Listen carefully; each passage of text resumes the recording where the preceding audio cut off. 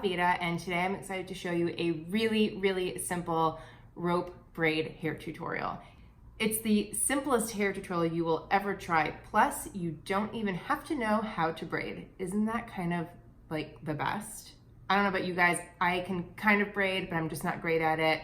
And so this super quick, easy to do hairstyle has me feeling much more confident. I probably wear this hairstyle more than any of my braids that I have, even though I did my big 14-page braid guide, which you can get below. I definitely do this one the most. So this hair tutorial basically just takes two pieces of hair, you twist them one direction, and then you twist them the other direction. The only thing that makes it a braid or a French, if you will, is that you will be adding more hair to one of the twists so that it becomes more of a braided look, if you will. And if you hear those footsteps, they're just pork walking around, little pitter-patter feet. So what we're gonna do is just take a section. So you're gonna start with a decent sized section. I wouldn't even call this decent size. And by the way, you can do this on super big sections or small sections. It doesn't matter. So we're going to take that section and separate it into two.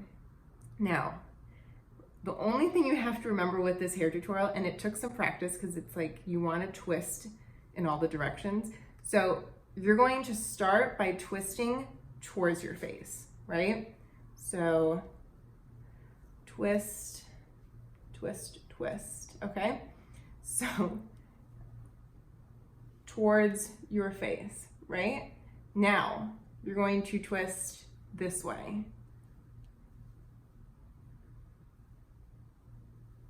Back. So now that we're here, to make it the French, you could obviously just keep twisting this and you'd be done. But because we're going to do it a little French style, we're going to take a small section from the top, twist that together, again going forward, because the pieces need to be going forward, and then back. Now we're going to add a little more hair to this twist, twist it forward towards my face, and then back.